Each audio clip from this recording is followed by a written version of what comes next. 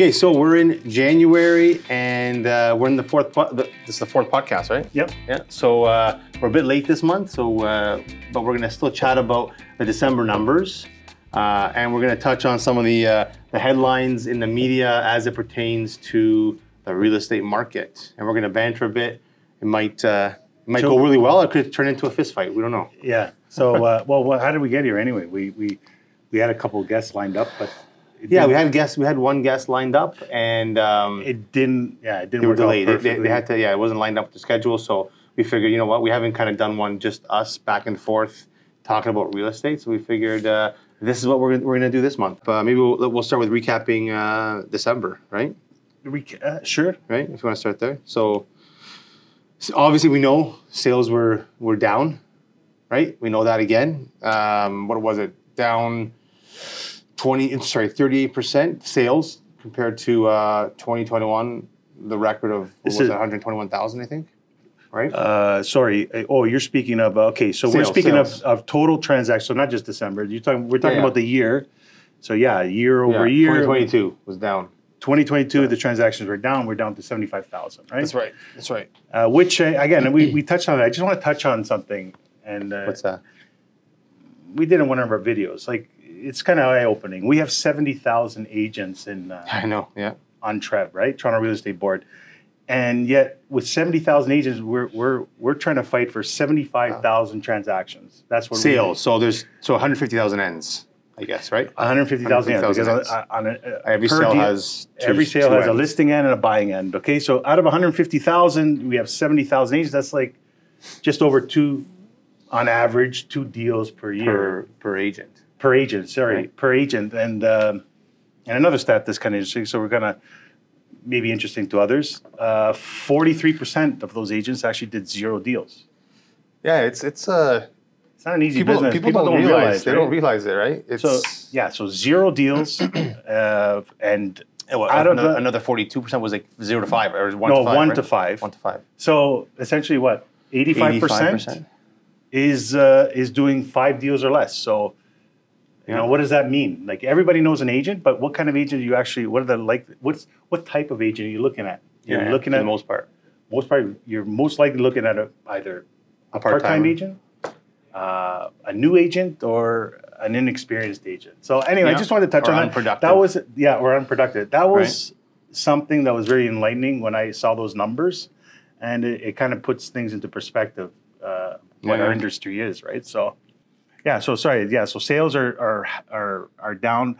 Now, compared to the 20-year average, we're not that far off. Well, no. We are actually, but we're about 16% down from the 20-year average of almost 90,000 sales per year. Yeah, 89,000, I think, is the 20-year average. Right? And that's kind of what I was, I kind of touched on it in one of our social videos as well, is that, like, when you look at 75,000 sales, we're not, again, yes, we're lower than the average, right? But I don't see it that far from hitting the 20-year average. It's not that, like, we were at 121 in 2022. We borrowed from the future, like we've always said. Yes, so we're going to be down for a year. Yes, we're going to pay for it now. Like, that's just what's going to happen. So last year was a bit of an anomaly. We had 120,000 or 121,000 transactions last year. Yep. This year we're at 75, which is a bit lower, about 15% or 16% lower than the 20-year average of 89. So what does that mean? There is, we would argue that because it's lower than the 20-year average trend, there is possibly a pent-up demand happening. Potentially, yeah. So. That's probably the only thing that might affect pricing potentially dropping a bit more, is that if we do get a lot more supply, because right now we don't have a lot of supply. If you get a lot more supply out there, that could put a bit more pressure on pricing and potentially, have it adjust downwards a bit more. Okay, right? so if that pent-up demand is still is there. So what else you want to talk about 2022? We could talk about in December the average price, it was $1,051,000, right? Yep. So this is another thing I want to clear up for the people out there. When you see these numbers, right, we're referring to all home types, right?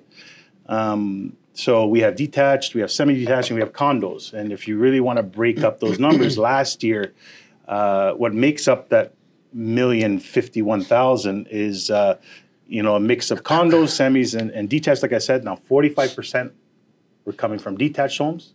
Yeah. 45% of those transactions coming from detached, which saw more of a decline than the rest of the home types. Absolutely, than semis and condos, right? And semis accounted for 29% of the deals last year, and condos were at 26%. So when you have that mix, that's how you get the average of 1,051,000. Yeah. Okay. Yeah. So if the mix changes, sometimes that's what skews that. Average. But yeah, to your point, for people out there listening, when they hear these stats, it's not. If they're living in a semi in Toronto, it didn't go down by probably what the average went down by, right? That's the other part of the average. Right. We're looking at this average. We're looking basically GTA. We're not, right. Real estate is local, so even that you got to be careful with. So it's important to look beneath peel the onion, because what you're seeing is very high level and very broad, and averages, as you know, skews. It skews the numbers. Yeah. Right? Condos were pretty flat, right? Condos were pretty flat. Sales were down, but I think pricing was pretty flat in terms of condominiums. You're talking about in December? Yeah. Okay, yeah, in December. If you're talking year over year, year over year, actually condos went up 11%. Yeah. Semi-detached went up 11%, and detached overall went up 7%. So that's a nice number.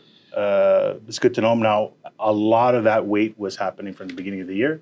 Yes. Okay, and obviously since March, we've had 8 consecutive rate hikes from the Bank of Canada, which I'm sure we're going to talk about later. Another thing that was confusing when they released the December numbers was, you're hearing December over December, year-over-year numbers in December, which were down, I think it was 8.9 or something. Yeah.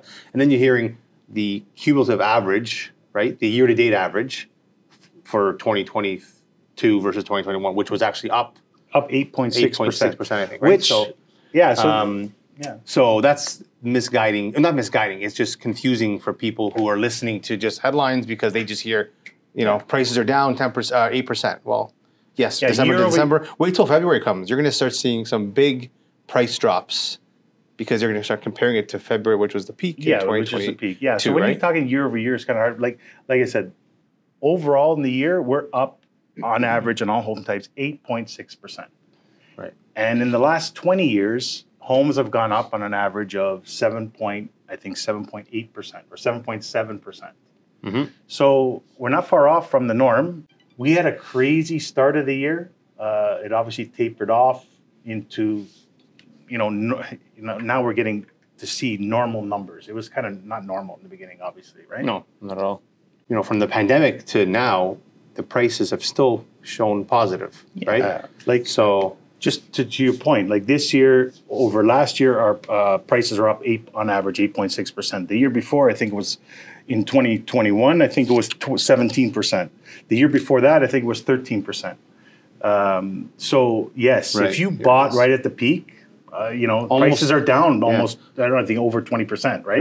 Almost all current homeowners saw growth in the value of their homes when looking at 2022 as a whole, with prices up substantially since the start of the pandemic, right? Yeah. So it's a small group of people that didn't see their home values go up. Yeah. But again, so the most obviously the most robust home type was the condos, right? Mm-hmm. And that's obvious because that's the cheapest asset class out there. So it doesn't tend to fluctuate as others do. We've seen detached homes kind of struggle a bit lately. What do you think you're going to see going forward? This year? I think it's going to be. Yeah, I think again, we're not economists. We're not fortune tellers, but I think from what we're hearing, this should be the last rate hike, unless something kind of catastrophic or major happens. I think we're going to then see things kind of flatline for the rest of the year. We've been sort of seeing numbers flatlining. Yeah, month to month since July, the numbers have been pretty flat. I think people just need to have stability. They got to understand. Is this the last rate hike? If everybody's pretty certain, this is it. Right. This is what my payment's going to be now. This is what the interest rate's going to be. Yes, I can afford it. No, I cannot. Yeah, and they move on. It's the big part of this. A big part of the real estate market is psychology. Yeah. Okay, the psychology out there. So, like I mentioned before, this is our 8th consecutive rate hike. I think the fastest and the most in 100 years. Like, I think it was ever. It's crazy. Like I mean, we were at the bank rate. I think it was at 0.5% over the course of 8 months. We're now at 4.5. Okay, which translate to now prime being 6.7%. That's this. Anybody with a variable rate mortgage, it's huge. You're feeling pain. Yeah, they feel the pain, which maybe we can get into some of those articles. I mean, people who bought. Yeah, let's touch on that one. Let's touch on that article that we saw. Which one? The one with the new construction home. With the new construction. So just to keep in mind, David, you can get into that. So maybe you can talk about what that is. But I believe that developer was from. It wasn't from a condo development, right? It was a detached freehold. It was a detached freehold. So here's the thing: whenever you buy pre-construction on anything outside of condos tend to be like 3, 4, even 5 years out. Yeah, these are a little more short term, right? These are a lot shorter term, right? So condos has the luxury of time, right? Of the ups and downs. When you're into detached or semi-detached, these things are done in a year and a half. Well, that's what I was looking at. I'm like, when did these guys buy? Because even if they bought, and they bought in 2021, I think it was. Yeah. Right? So they bought when prices were still late 2021. So, okay, so it was kind of close. Yeah, it was very close. It was very close. It's scary. No. And then when you buy pre-con, you're always a little higher than the resale market anyways, probably. So yeah, they're kind of at the peak then. So that's yeah. So it's scary. Now, listen, nothing is scary if you're buying and selling in the same market. Would you agree? Yeah. A lot of these people that are buying, they still have their as long as you can afford what you're. I'm sorry? As long as you can afford what your mortgage is going to be. In this case, when you're pre-construction, you don't have that mortgage in place. Well, you have a you don't know, not even your house. So let's say no. So let's talk about the article. So the article in there talks about people that are not able to close on their deals, right? Because interest rates are too high. Interest rates have changed, so they can't get. They have trouble with approval, but more about the approval is not even how the qualification now from 5.25% is now at 7. Yeah, I think 7%. I think 7. That's the stress test numbers. Even outside of that, more so the price actually they bought it. I think the example in there they bought it for I think 1.9 million. 1.9, and now worth they're appraised at 1.6, I think, or yeah. something like that. Yeah. That's that difference of 300,000. They got to come up with. That's insane. It's insane. It's just the reality of pre-construction. It's the reality. Yeah, it is the reality of today's market. But had they and the market, So here's I'm just guessing. Most of the people had homes, right? Right. So technically, if they were guided through and they saw a decline, in home prices in general, unless they're first-time buyers, but I don't know if you're buying 1.9 a first-time buyer. It's not a first-time buyer, we would think, right? They have existing homes now. Had they known, they could have sold in the peak too. They could have sold in the peak, and had that extra. So, but they bought 2021, late 2021. Peak was still. Things are still going up, right? True. They're probably thinking, okay, we can sell at a high and higher, right, and actually kind of double dip, and then this happens. But there's a lot of wishful thinking, I guess, when you're holding on to something. But if you're, if you see things coming down and like. They have a double whammy. One is they got appraised less on the new construction, and now they got to sell their house. I'm just saying, most likely at a discount, like from what it was. Let's say their other house was $1.5 million, and it went down at the time, and that went down 200. So now you're in the whole $500,000 almost, right? Yeah. So that's a big problem. So in that article, right, it almost looks like the developers are the villains in a way. Sorry. Right away when I looked at it, I go, the developers maybe should help out in this situation. How really? Like they have their own. They have their own lineups that they have to pay, right? Yeah, they have their own things that they got to do. Big expenses. Construction companies to pay. I think one of the. They tried to help a little bit by extending 3 months, but you have to put an increased deposit. You have to increase the deposit, but they'll extend it. But I don't know if that, if we're seeing a couple more rate hikes or one more at least, or let's say, it just made it worse. Not gonna help. Yeah, they're just more invested, and now they're gonna lose more deposit if they have to. Right, and if you extend it 3 months, the banks are gonna have to appraise it.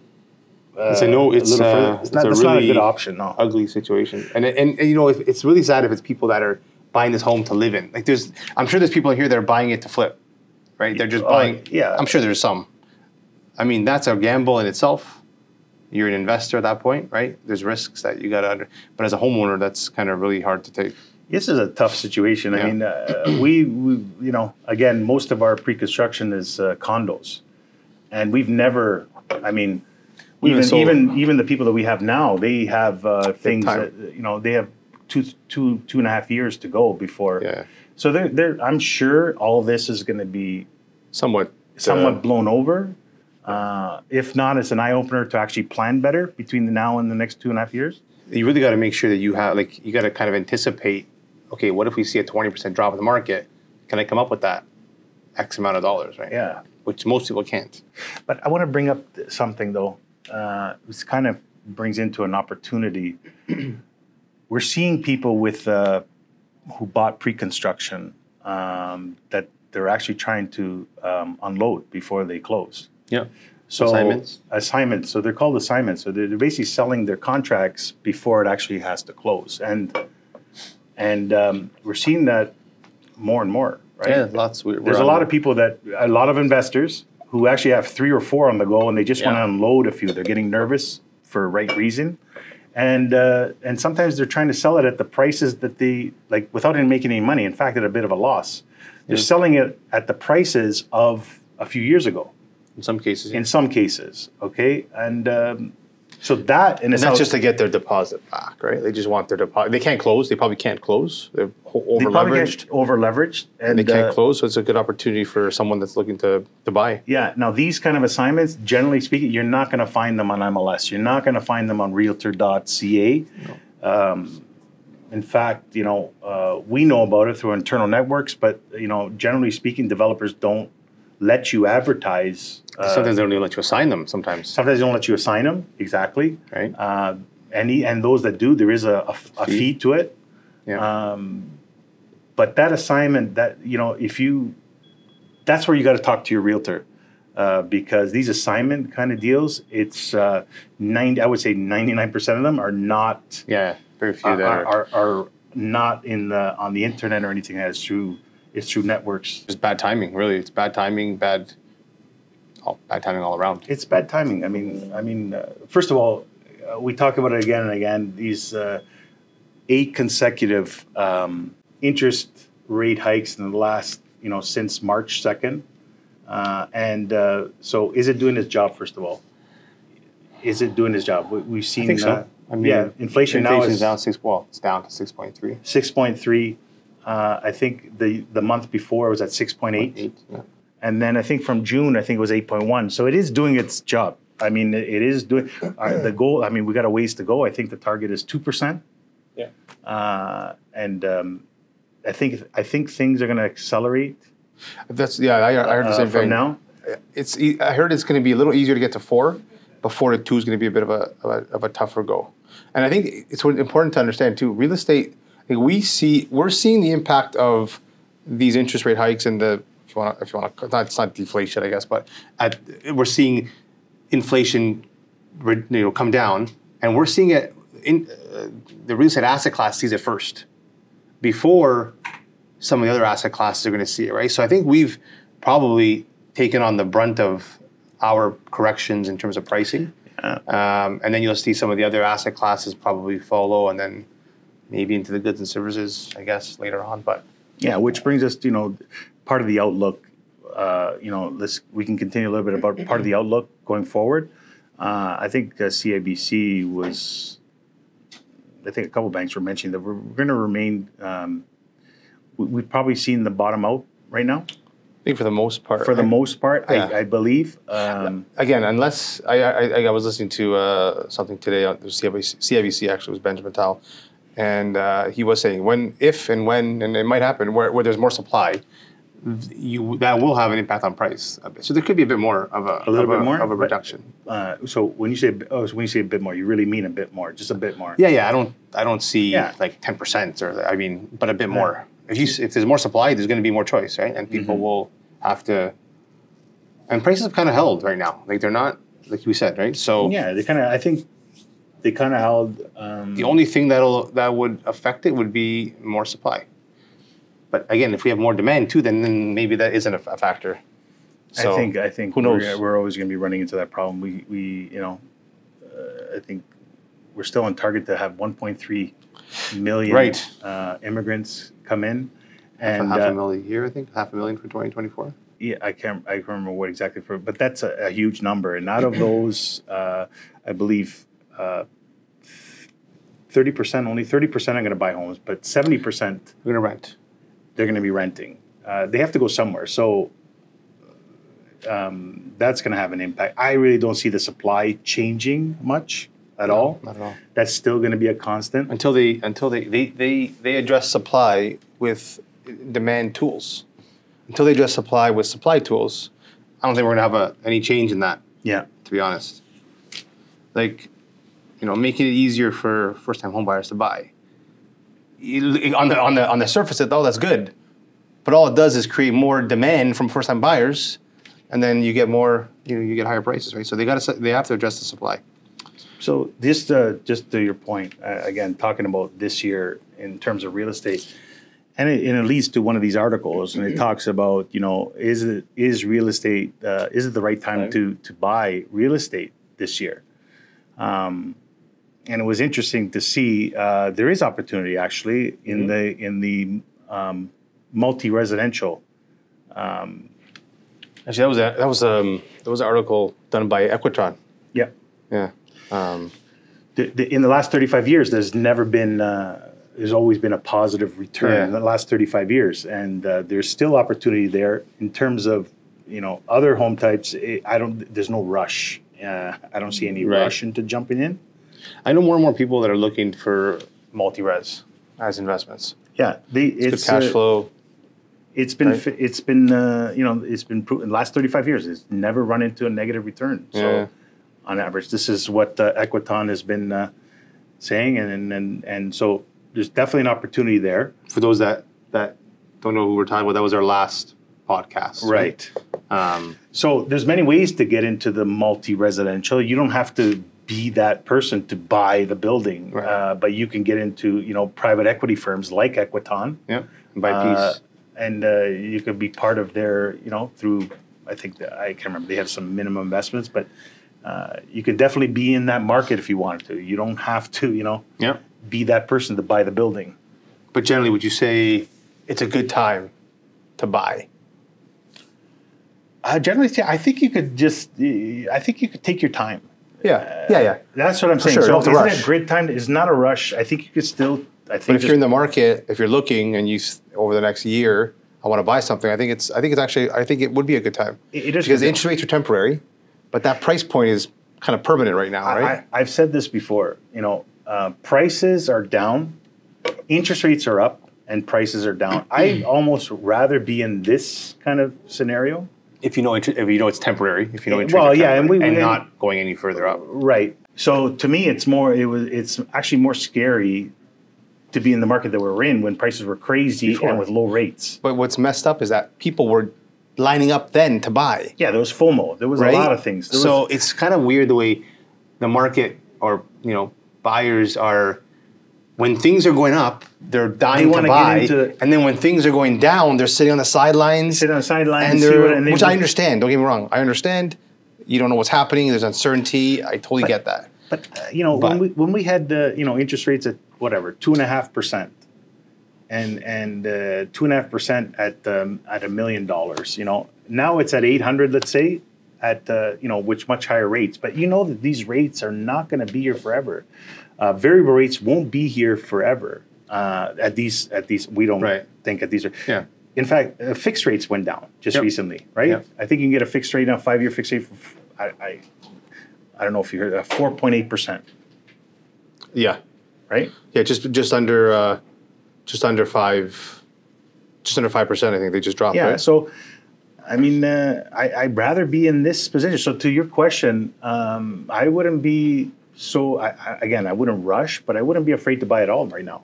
No, I would agree. Here's the thing. If you're thinking of buying, and if you need to sell and you're thinking of buying another home, again, you're buying in the same market. So is it a problem? Well, it might be a problem as long as you qualify. No, yeah, as long as you qualify for that new purchase, because sometimes it changes. Right. So you got to make sure you qualify. But if you're buying the same market, the delta is roughly, we would argue is roughly the same. So I was about to say it's not doom and gloom, right? Which brings us to the article that, from Blog TO that you were really upset about. So maybe talk about that. I wasn't really upset with him. I wasn't really upset. No, you were. But I was very annoyed. And I'm getting texts and chats and from buddies that are repeating what I was saying, laughing about it. That kind of annoyed me. I saw it in the morning. What is it? So the article was, nobody's buying. No one's buying. Actually, just word for word is what hang on, I have it here. Yeah. Nobody's buying Toronto homes anymore. So nobody is buying Toronto homes anymore. So anymore was the first part? No, nobody is first. Okay. Well, no, because I could see nobody's buying them right now. Okay, we only had 3,000 sales in Toronto, I think. Okay, so you could say that was exaggerated, but anymore got me. What do you anymore? We just stopped selling houses. That's what kind of pissed me off a bit, or annoyed me. You mentioned a good point today. It was in Toronto. They were talking about Toronto. Yeah, This is definitely clickbait. I read that, and then you read the article. Has nothing, no stats about Toronto. It's all about GTA and how slow it is, which is true. But what does it have to do with nobody in Toronto? And it's not just Blog TO. I guess it's just it's clickbait in general in the way. No, but that hit hard. You know what the problem is? I don't like when anybody or any group tries to manipulate another group, especially when they're in kind of more power. It kind of annoys me that way. So because think about it, if someone's saying this and someone just reads the headline, they're going to make a decision based on that headline, maybe, and it could affect them in a negative way. Right? That's kind of what pisses me off. And then you go to, you might go to a gathering and somebody, hey, I heard that nobody's buying in Toronto anymore. And then you got to explain yourself. But then I got to do more. We got to do more explaining. And no, guys, it's not that. Well, this is just an example of, if somebody doesn't actually pay attention and actually read the article, the psychology gets skewed a little bit. I mean, again, this is fear mongering, but it changes the sentiment out there a little bit, right? If people, for sure, they're a big. We take the time to read the article. Sometimes, right? Sometimes, can you imagine? The writer just passing, they see it on whatever, and they see something like that. Oh, I mean, it just perpetuates, right? The fear perpetuates. Yeah. So, anyway, that was something that we wanted to talk about. Again, they talk about Toronto in the headline. Nobody buying anymore. Yeah. And the whole article doesn't even talk about Toronto stats, really. Right. So that was annoying. Yeah. What about the? This was a good one. Well, not a good one for people, but it was interesting in January with all those homes being sold without the homeowners knowing. That's scary.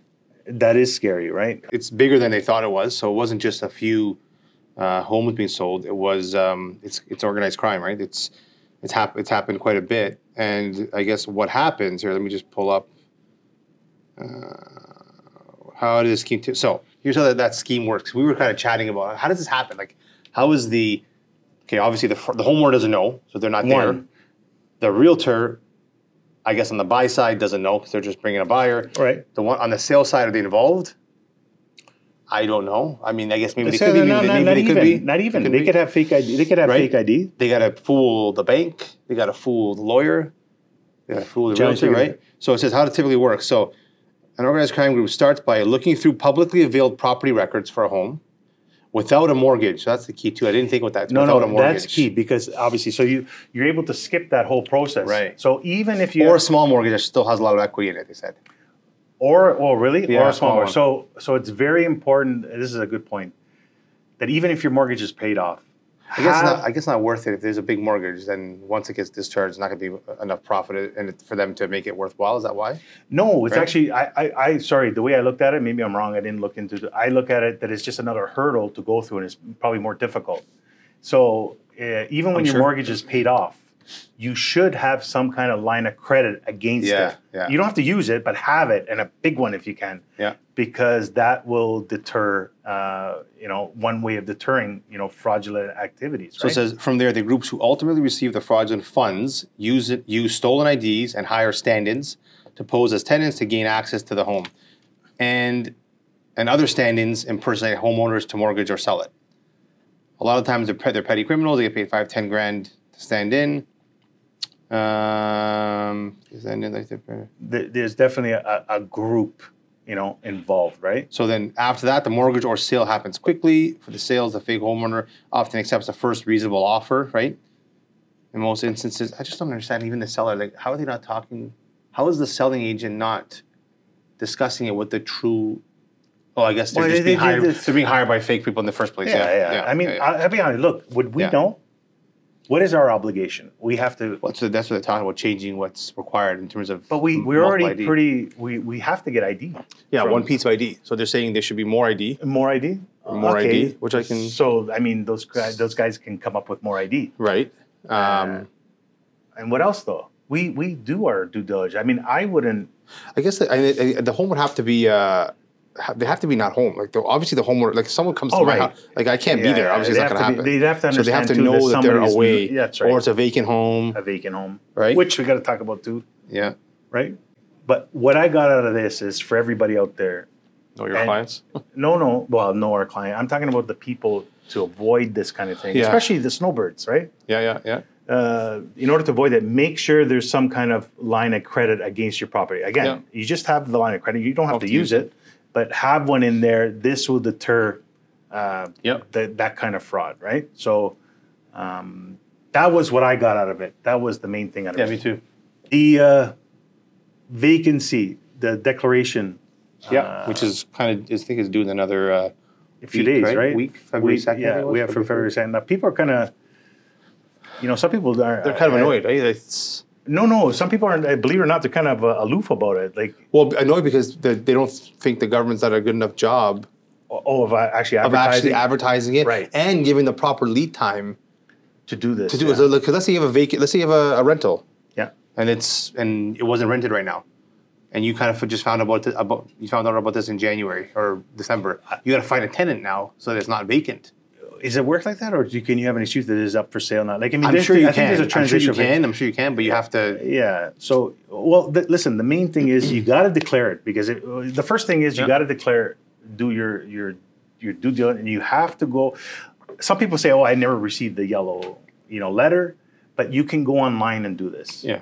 Okay. So it's really simple. It's really simple, and what you need is your tax bill. Okay, and you need your ARN number, which is your roll number. Right, and your customer number, which is on your tax bill. Now, if for whatever reason you don't have the tax bill, you've got a phone. If you're in the city of Toronto, you dial 9311. You can speak to a representative. Now, mind they're really busy right now. The last time I checked, somebody told me they were waiting online, I think, for almost 2 hours. But they do eventually come through, and they provide the information that you need. So, listen, if you don't do it, you're going to be charged 1% of your assessed value. Yeah. Right? And not only that, and then there's another, and before that, they'll probably give you, there's a late charge as well of $250. So. I don't know about the late charge. Yeah, there's a late charge too. So. Does it, when do they charge you? As soon as the date? I didn't even see that. I'm not sure. Somebody told me that, I can't remember if I read it or somebody told me that if you don't hit the deadline, there's going to be a $250 charge. So. And then they assess to see whether it's true or not. Like, when does the charge come in? You know what? I'm not sure. I'm just saying, go do it. My point is, just get it done. Get it done by February 2nd. You have. We mentioned about the choices. You can do it online. Make sure you have the customer number and the ARN number. Mm-hmm. I actually did it right away, and I didn't even know when I did it, I didn't even really know the urgency around it. I just thought, I guess I had to do this. And I did it quickly. I think we're on time. We're out of time now. If anyone needs any information, any questions, feel free to reach out or comment below. And remember to like, subscribe, and follow. All those things. We'll see you guys next month.